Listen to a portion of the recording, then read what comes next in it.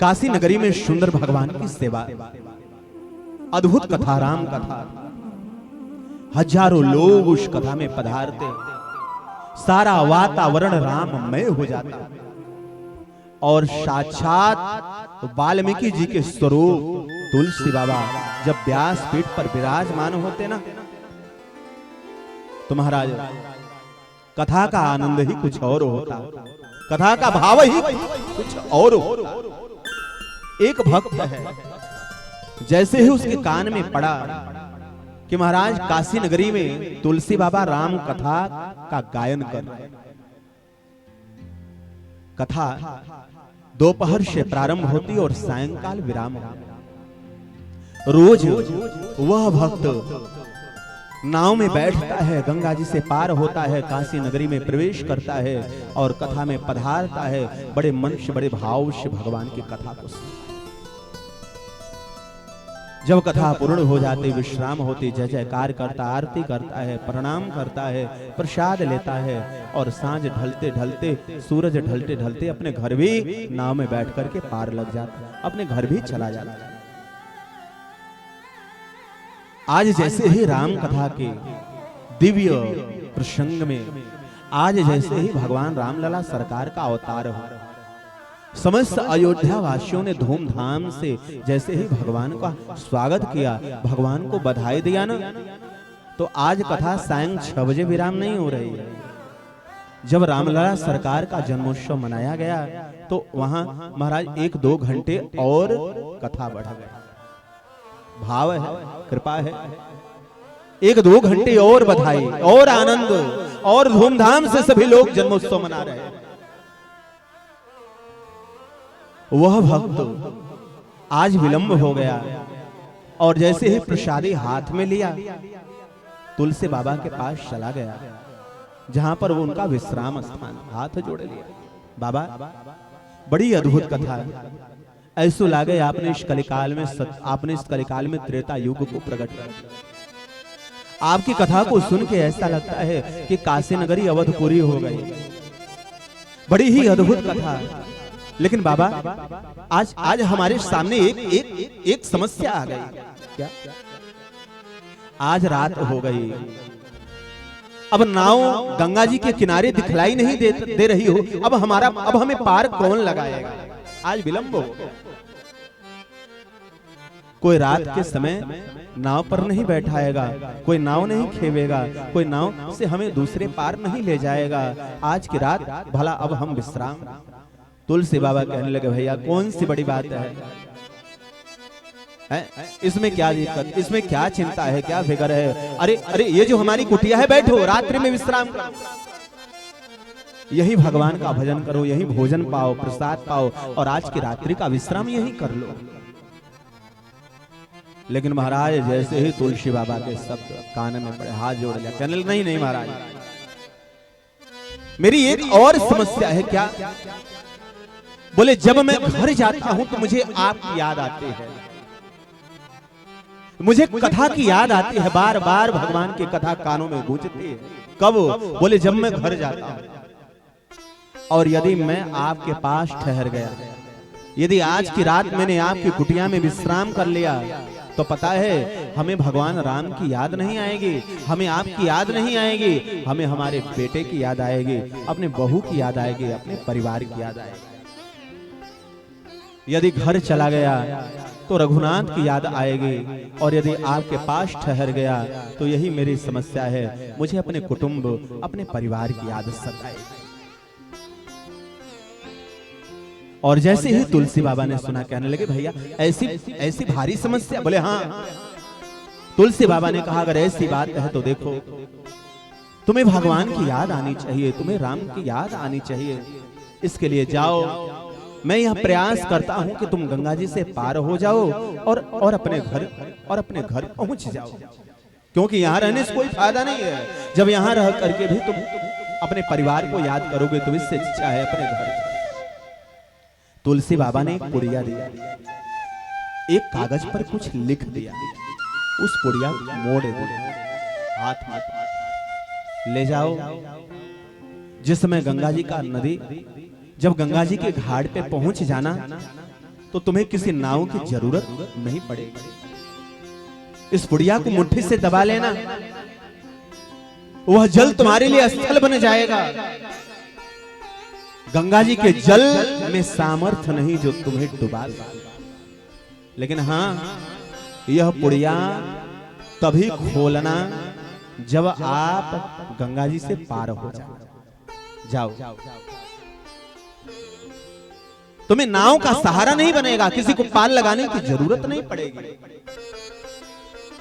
यह पुड़िया हाथ में दबाए रहना आसानी से, जैसे कोई सड़क पर जाता है ऐसे ही गंगा जी के पार चले जाओ। तुम्हें कोई जल थल तुम्हारे लिए बराबर हो जाए।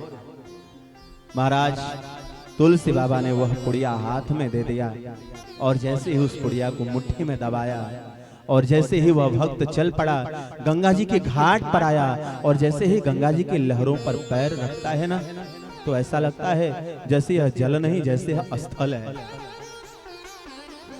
चलता गया, रोम रोम रोमांचित होने लगा, आगे बढ़ता गया, आधी नदी पार हो गई और आज जैसे ही 2-4 कदम और बाकी है। अब तो महाराज मन में सोचने लगा, सारी गंगा जी की नदी को तो हमने पार लगभग कर ही दिया, 2-4 ही कदम बाकी है। अब तो जरा इस पुड़िया को देख लिया जाए, इस पुड़िया में वो कौन सा जादू है जिसने हमें गंगा जी में डूबने नहीं दिया।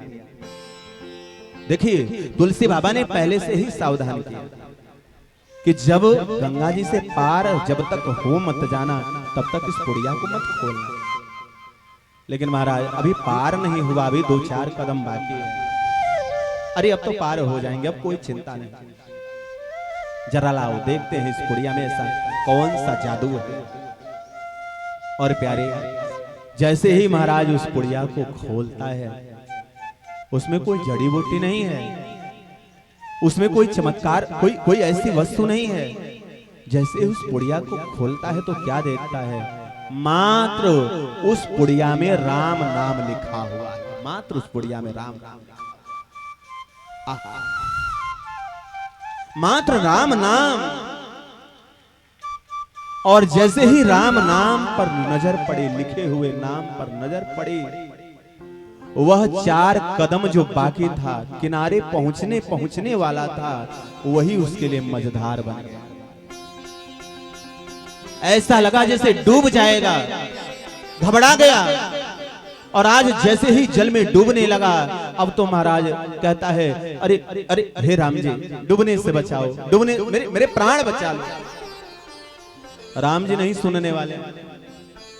एक बार हुआ, 2 बार हुआ, 4 बार हुआ, कहता है राम जी बचा लो, राम जी बचा लो, राम जी बचा लो। बड़ी कृपा हुई तो महाराज एक लहर आई और उसे गंगा जी के किनारे ले जाकर के फेंक दिया।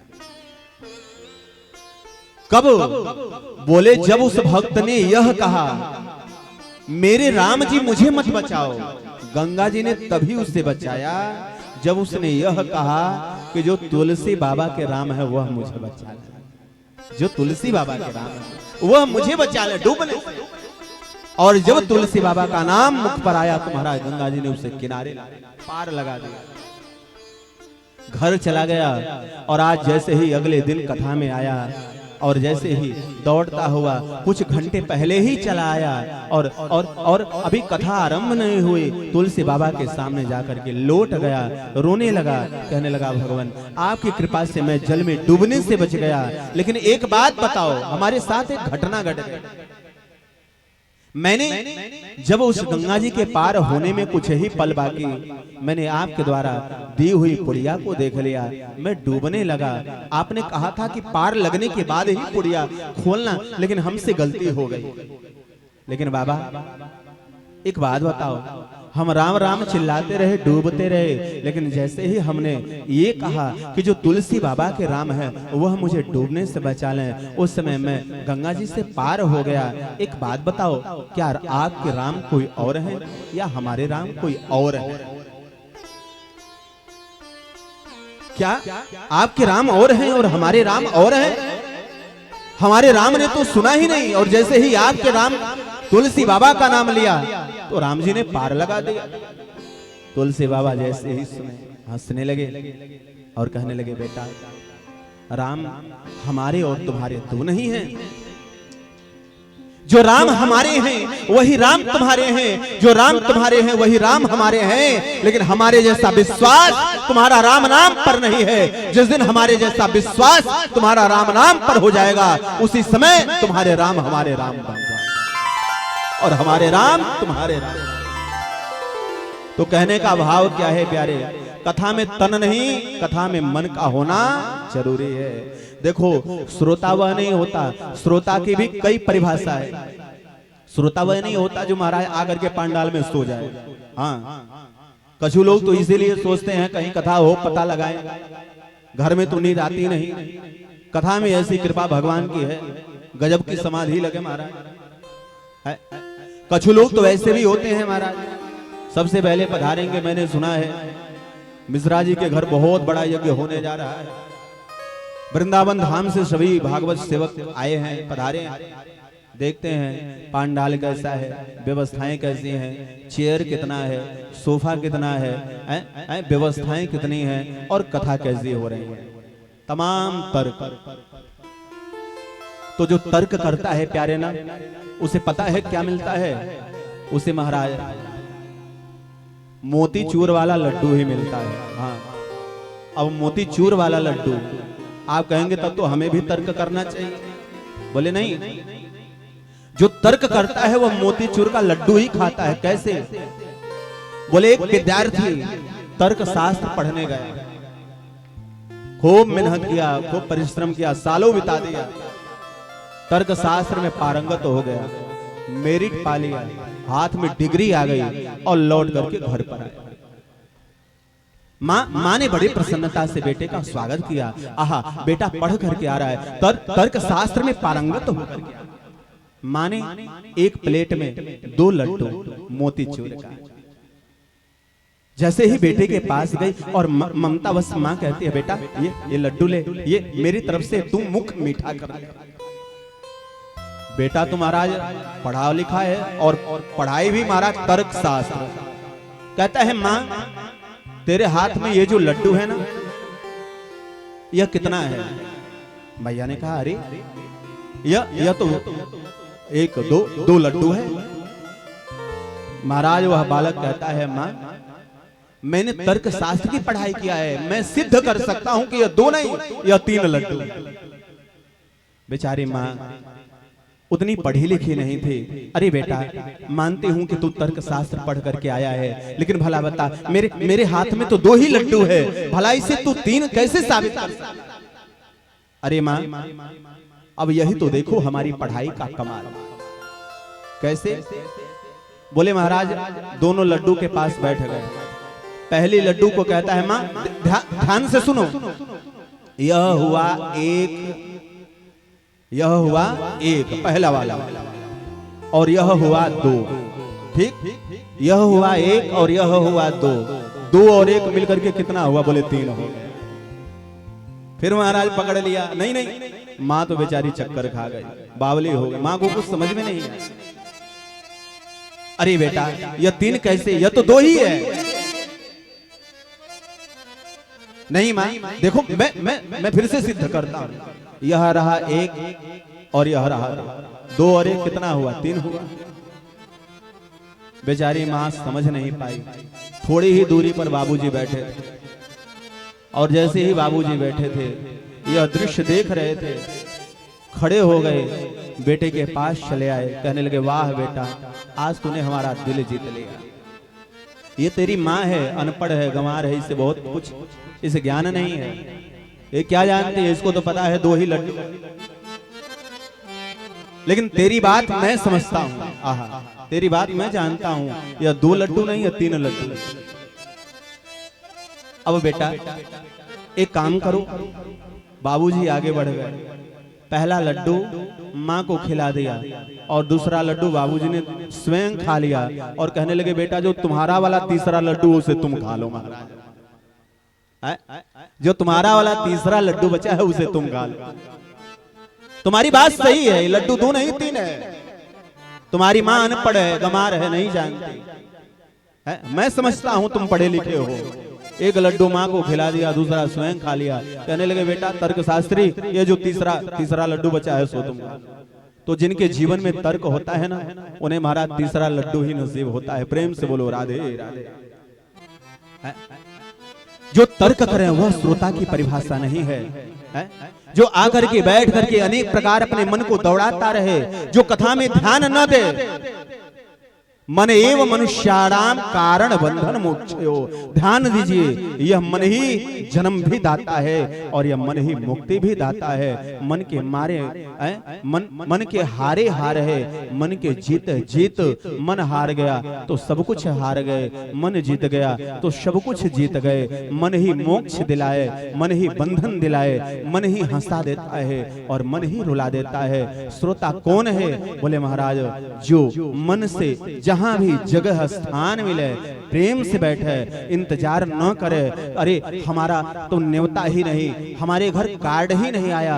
अरे प्यारे, भगवान के सामने किसी की क्या भगवान के सामने किसी की क्या सामर्थ्य है? कल आपने सुना है जब कौवा भी भगवान की कथा गाता है ना, तो साक्षात भोले बाबा भी जाकर के बैठते हैं और सुंदर कथा का श्रवण करते हैं। कांव कांव करने वाला कौवा भी जब भगवान की कथा का गान करता है तो मधुर वचन तब बोले हूँ कागा, वह मधुर बोलता है। इसलिए प्यारे, जब भी कथा हो तो आप कभी भी अपने सम्मान को मत तलाशना। आपके समान संसार में कोई मूर्ख नहीं होगा। यदि कथा में भी आप कार्ड का इंतजार कर रहे हो, कथा में भी आप सम्मान ढूंढ रहे हो, यह सबसे बड़ा महाराज, यह सबसे बड़ी जीवन की मूर्खता है। जहां भी कथा हो कृपा करो, पधारो, जरूर बैठो। और दूसरी बात तो आज दास जरूर कहना चाहेगा, आप लोग कथा का आदर जरूर करें। कथा का आदर कैसे? बोले आदर थोड़े से भय, दर माने होता है भय, भय के समान, भय को थोड़ा सा धारण किए हुए किसी के प्रति गर्वान्वित होकर सम्मान करना ही आदर कहलाता है। सम्मान करना ही आदर कहलाता है। आदर किस प्रकार से हो? प्यारे, आप सभी लोग जब भी पधारे भगवान को नमन करके माथा झुका करके ही आसन पर बैठे।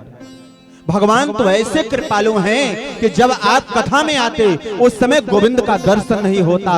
भगवान तो तब कृपा करते हैं जिस समय कथा सुनने के लिए घर से बाहर एक कदम निकालते हैं, उसी समय आपके दिल में, आपके हृदय में स्वयं गोविंद प्रकट हो जाते हैं। स्वयं गोविंद प्रकट। भगवान का प्राकट तो तभी हो जाता है जब हम घर छोड़ते हैं, जब हम कथा के लिए चल पड़ते हैं।